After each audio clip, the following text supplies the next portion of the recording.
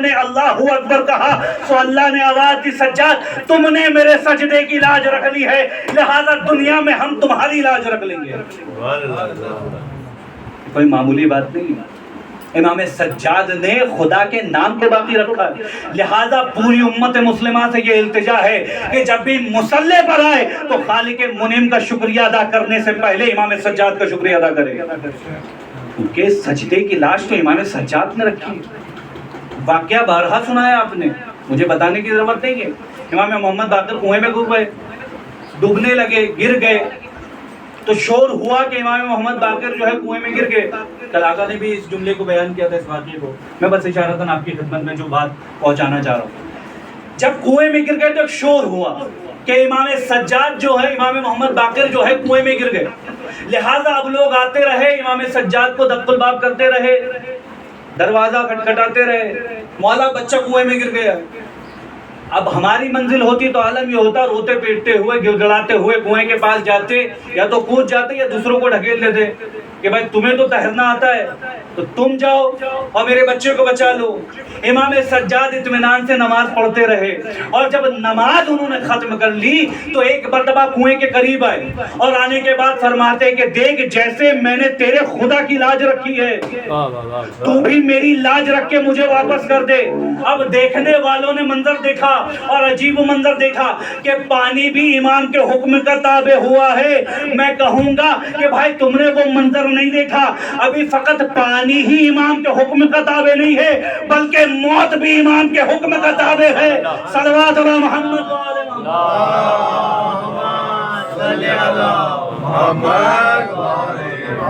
آئیں گے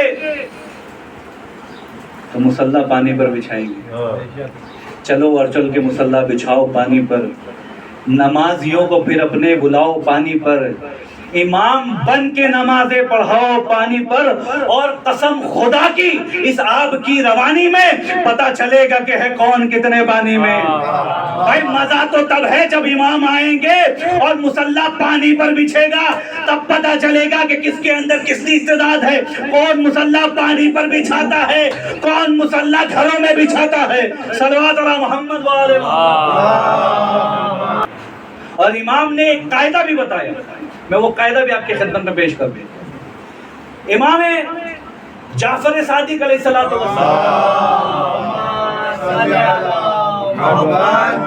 لیکن شروعات میں ایک بات میں نے آپ کی خدمت میں پیش کی تھی، دو چیزوں کو کبھی فراموش مت کریے گا، ایک فرش اعضاء کو اور ایک ممبر کو، کیونکہ ان دونوں کے پیچھے بڑی بڑی قربانیاں دی گئی، اور جس نے اس کو بچایا اس کو بھی کبھی فراموش مت کریے گا۔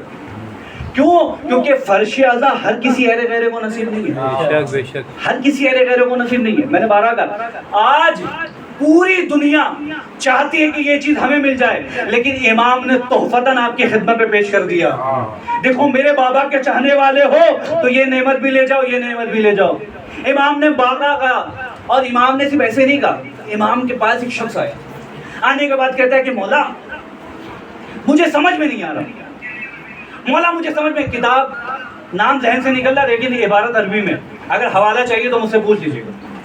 امام جعفر صادق علیہ السلام کے پاس ایک شخص آیا، اور آنے کے بعد کہتا ہے یا ابا عبداللہ، مولا مجھے یہ نہیں سمجھ میں آ رہا ہے کہ میں حلال زادہ ہوں یا حرام زادہ ہوں۔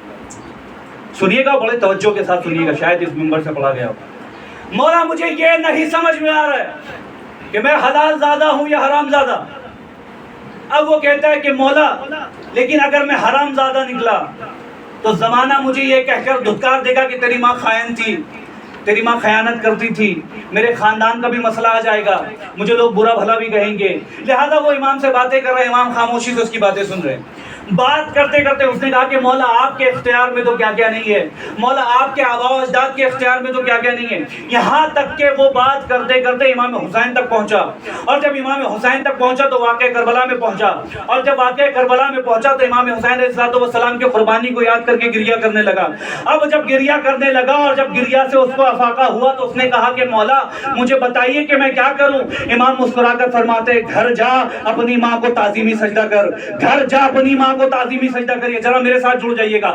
گھر جا اپنی ماں کو تعظیمی سجدہ کر. کہا مولا کیوں؟ امام نے فرمایا دیکھ اگر تو میرے بابا کا مصائب سن کر گریہ فرما رہا ہے اور تیرے آنکھوں سے آنسو جاری ہو جائے تو سمجھ لینا تو حلال زیادہ ہے. پس عزیزان محترم ذرا توجہ فرمائیے گا. امام نے بتا دیا, ایک قاعدہ بتا دیا, اب جو بھی امام حسین کے غم میں آنسو بہا لے اس کی ماں شریف النفس ہوتی ہے, اور جو بھی اس سے روگردانی کر دے ارے اس کی ماں خیانت کار ہوتی ہے. صلوات علی محمد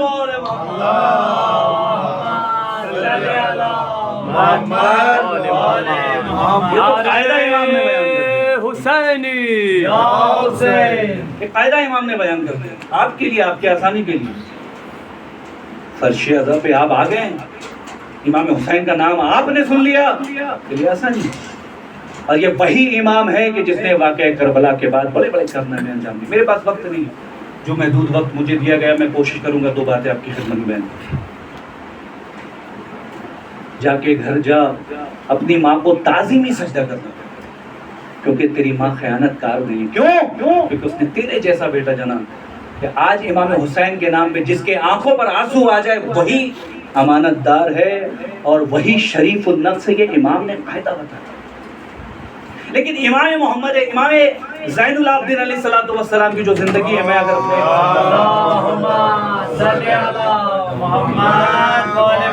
میں نہیں چاہتا کہ میں کسی اور موضوع پہ بات کروں. امام سجاد علیہ الصلوۃ والسلام کی زندگی, امام ابھی واقع کربلا نہیں ہوا. مولا عباس, جناب علی اکبر, جناب قاسم, امام زین العابدین علیہ الصلوۃ والسلام بھی وہیں ہیں, اور جنگ کی مشق ہو رہی ہے. گزرنے والے گزر رہے ہیں, لوگ بڑی حیرت اور پریشانی کے عالم سے دیکھ رہے ہیں. تو جب کوئی شخص گزر رہا تھا تو ایک دوسرا شخص بھی گزر رہا تھا. تو اس نے کہا بھائی اتنے حیرت سے کیا دیکھ رہے ہو؟ کہا کہ نہیں دیکھ رہے ہو کہ بنی ہاشم مشق کر رہے ہیں؟ کہ ہاں میں بھی دیکھ رہا ہوں. اس میں کون سی تعجب کی بات ہے؟ ہر جنگجو مشق کرتا ہے. جس طرح ہر عالم جو ہے علم حاصل کرنے کے لیے محنت کرتا ہے, ہر جنگجو مشق کرتا ہے. کہا تم صرف مشق کو دیکھ رہے ہو, میں یہ دیکھ رہا ہوں, ان کے چہرے کو دیکھ رہا ہوں. مجھے ان میں سے کوئی ایسا سجاد نظر نہیں آ رہا, کوئی ایسا عباس نظر نہیں آ رہا, کوئی قاسم نظر نہیں آ رہے. مجھے تمام کے تمام علی نظر آ رہے ہیں. مجھے جنگوں میں تمام کے تمام علی آ رہے ہیں. لہذا لکھنے والوں نے یہ لکھا کہ جب دربار شام میں کسی نے امام سجاد سے پوچھا کہ بھائی تمہارا نام کیا ہے, تو انہوں نے کہا علی ابن الحسین, میں حسین کا بیٹا ہوں. تو بس کسی زنا زادے نے یہ بھی سوال کر دیا, اچھا یہ بتاؤ کہ میں نے تو سن رکھا ہے کہ کربلا کے میدان میں علی شہید ہو گیا. کہا کہ میں حسین کا دوسرا بیٹا ہوں. تو کسی نے یہ بھی کہا کہ حسین کے کتنے بیٹے ہیں؟ کہا میرے بابا بارہا کرتے تھے اگر میرے 1000 بیٹے بھی ہو تو میں ان سب کا نام علی رکھوں گا. کہا کیوں؟ کیونکہ جو بھی بغض علی رکھتا ہو جب بھی کسی علی کو دیکھے تو بدن تل ملا جائے. صلوات علی محمد وعلیہ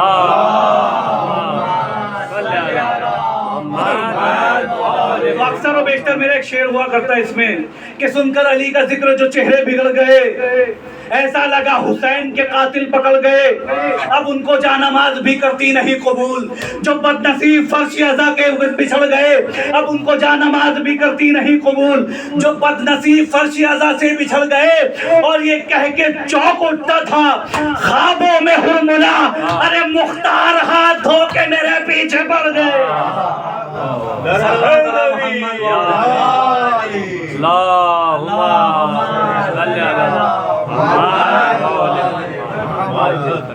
تو فرش ازا ہر کسی کو نصیب نہیں ہے نا. آپ کو نصیب ہے. ماں اگر اس دنیا میں نہیں ہے تو قبروں میں جاؤ, جا کے تعظیمی سجدہ کرنا, دعائیں پڑھنا, قرآن پڑھنا. کیوں؟ کیونکہ جو ماں نے تمہیں نعمت دے رکھی ہے, کسی ماں نے ایسا بچہ نہیں جنا جس کو فرش ازا دے دیا جائے. کسی کے اندر یہ جرأت اور طاقت نہیں. آج پوری دنیا تشیعوں کے مخالف کیوں ہے؟ اب مجھے جملہ کہنے دیجئے. آج پوری دنیا تشیعوں کے مخالف کیوں ہے؟ کیونکہ ان کو معلوم ہے کہ کسی کے نام سے مجمع اکٹھا ہو یا نہ ہو, ارے فرش ازا بچھا دیا جائے, فاطمہ بھی آئیں گی, فرشتے بھی آئیں گے, عزادار بھی آ جائیں گے. صلوات علی محمد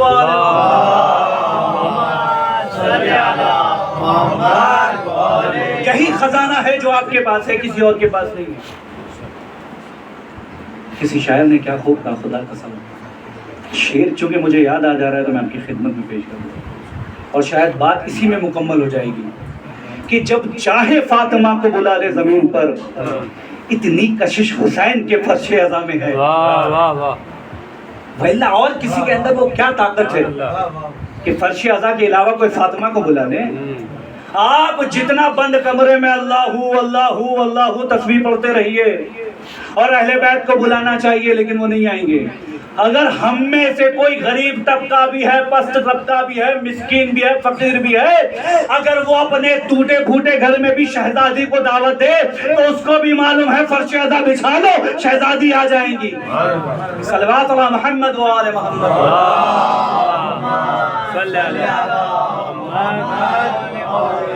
غزال محترم جو واقعہ میں آپ کی خدمت میں بیان کر رہا ہوں، امام سجاد کوئی معمولی ہستی نہیں ہے۔ عاشور ختم ہو گیا، زندان سے رہائی مل گئی، واقعہ کربلا کے بعد آپ مدینے میں رہ رہے تھے، جو سانحہ پیش آیا بالکل تفصیل میں نہیں جاؤں گا، اپنی بات آپ کی خدمت میں پیش کر رہا ہوں۔ کسی کی میت ہو گئی مدینے میں، اب اس نے کہا کہ کیا کیا جائے، یہاں بہت پریشان ہے، جوان بیٹا ہے۔ تو کسی نے کہا کہ بھائی زندگی اور موت سوائے اہل بیت کے تو اور کسی کے اختیار میں نہیں ہے، لہٰذا اسی لیے جس آیت کو میں نے سرنامہ سخن قرار دیا تھا، اور وہ آیت کیا تھی؟ وَمَا تَشَاءُونَ إِلَّا أَن يَشَاءَ اللَّهُ، اگر وہ کچھ چاہتا ہے تو اس کے ساتھ ساتھ یہ بھی وہ چاہتے ہیں، لیکن جب یہ کچھ چاہتے ہیں تو وہ بھی یہی چاہتا ہے جو یہ چاہتے ہیں۔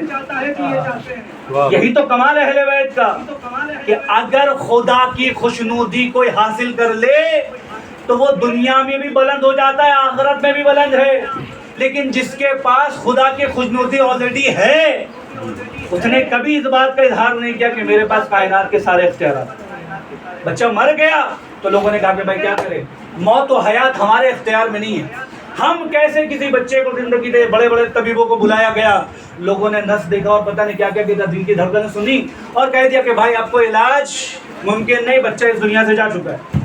امام سجاد کے پاس کچھ لوگ اور ہاتھ جوڑتے ہوئے آئے۔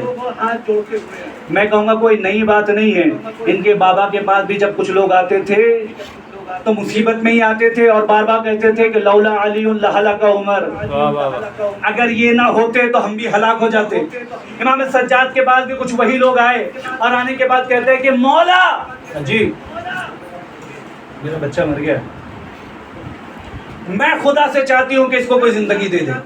آنا اس بات کی دلیل ہے کہ جس کے در پر آئے ہو اس کے پاس زندگی موجود ہے، وَإِلَّا ہر کسی کے در پہ چلے جاتے۔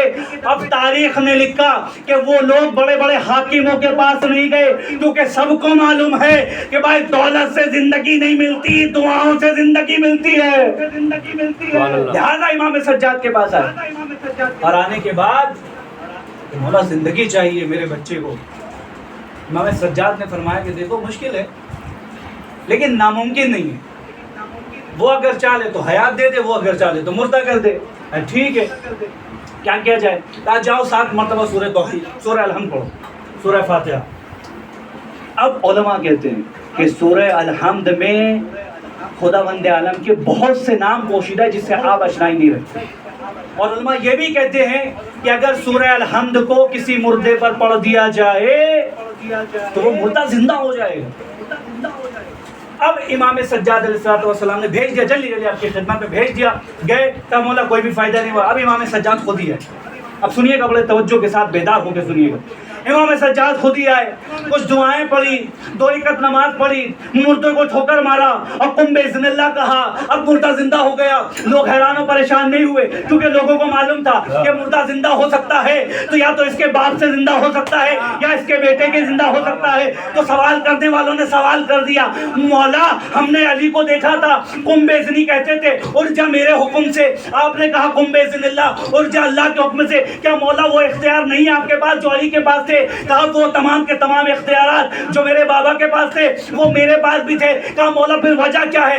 آپ نے اللہ کے حکم سے مردوں کو زندہ کر دیا۔ اب امام سجاد فرماتے تھے جب علی نے مردے کو زندہ کیا تھا تو ایک قوم پیدا ہو گئی تھی جو علی کو خدا ماننے لگی اور یہ سمجھ گئی کہ اگر کوئی زندگی دے سکتا ہے تو علی زندگی دے سکتا ہے، اگر کوئی مار سکتا ہے تو علی مار سکتا ہے۔ لہذا میں نے اللہ کے حکم سے اس لیے کیا تاکہ اب قوم گمراہ نہ ہو جائے۔ اگر میرے حکم سے کرتا تو ایک نصیری اور پیدا ہوتی اور مجھے بھی خدا مان لیتی۔ صلوات علی محمد و آل محمد۔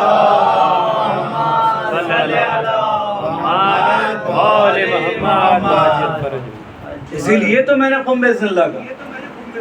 میں نہیں چاہتا ہوں کہ اب کوئی قوم گمراہ ہو جائے تو اس پر یہ ٹیگ لگا دیا جائے کہ علی کی فضیلت نے اس کو گمراہ کر دیا۔ بھائی نصیریوں کا کیا جرم ہے یہ ذرا بتائیے۔ اب نصیریوں نے وہ کمالات دیکھے جو علی سے صادر ہوئے، لہذا ایمان ڈگمگانے لگا۔ اب امام سجاد کی جو شخصیت ہے انہوں نے اس احکامات کو پوشیدہ رکھا، اس فضیلت کو پوشیدہ رکھا۔ کہا کیوں؟ کہا کہ امت مسلمہ میں 72 فرقے ہو گئے، اب میں نہیں چاہتا، سجاد نہیں چاہتا کہ 73 فرقے بھی ہو جائیں۔ لہذا اپنی فضیلت کو امام نے پوشیدہ کیا۔ ہم صرف دعا کرنے والے ہیں، ہم صرف مناجات کرنے والے ہیں، سننے والا وہ ہے وہ جسے چاہے زندگی دے دے۔ بس عزیزان محترم، امام آپ سے غافل نہیں، آپ اس فرش ادا پہ آتے ہیں، مجلس کا اہتمام کرتے ہیں، مومنین کو دعوت دیتے ہیں، لیکن جب مومنین آ رہے ہو تو بانی مجلس کا پہلا فریضہ یہ ہے کہ دروازے پہ کھڑے ہو کر عزاداروں کا استقبال کرے، تاکہ جو عزادار اس مجلس میں آ رہے ہیں یہ کوئی معمولی نہیں ہے۔ امام جعفر صادق علیہ السلام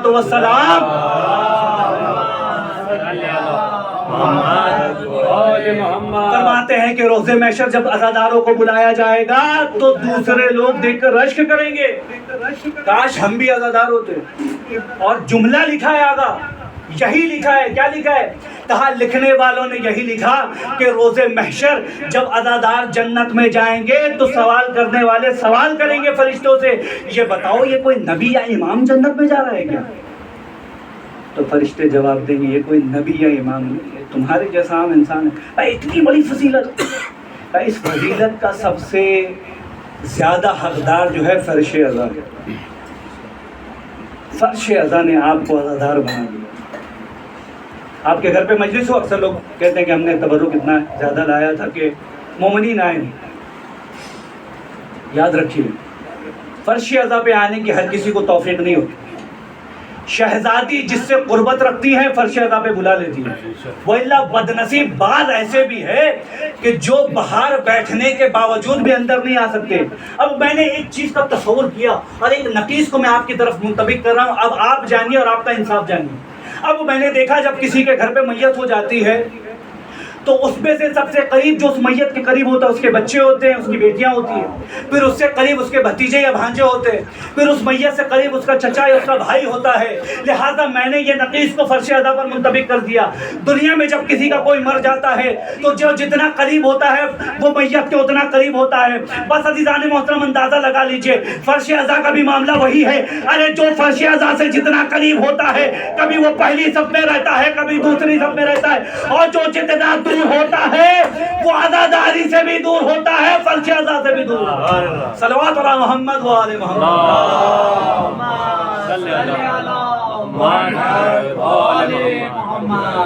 آپ کی خدمت میں جو میں نے الفاظ بیان کیے ذرا غور کریے گا اس پہ۔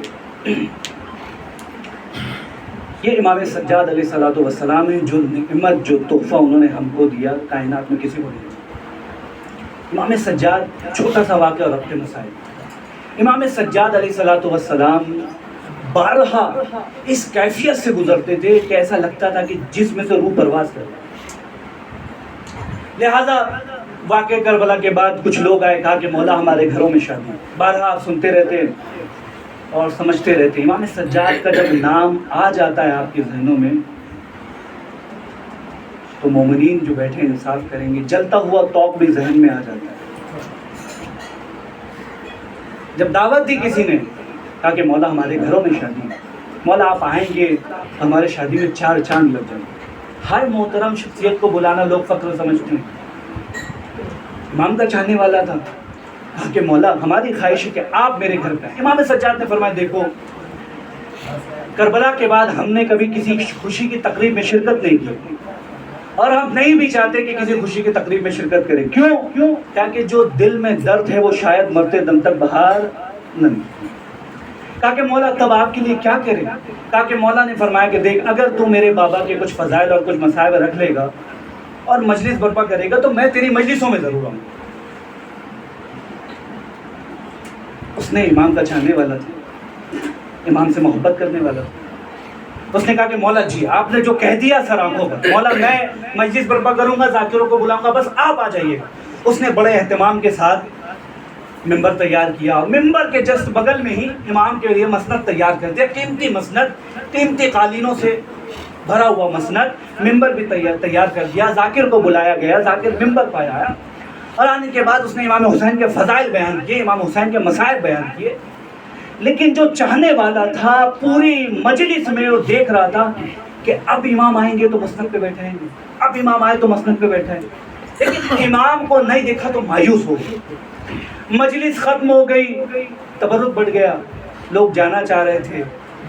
باہر نکلا, عزاداروں تصور کریے, اس نے دیکھا امام عزاداروں کے جوتوں کے پاس بیٹھے ہیں. اللہ, آپ کا اور ہمارا چوتھا امام, مظلوم امام, عزاداروں کے جوتوں کے پاس بیٹھے. کہا مولا آپ کی یہ جگہ نہیں ہے. مولا میں نے اندر مسند تیار کر رکھا ہے آپ کے لیے. مولا ہم نے شاہی تخت تیار کر رکھا ہے آپ کے لیے. مولا آپ کی یہ جگہ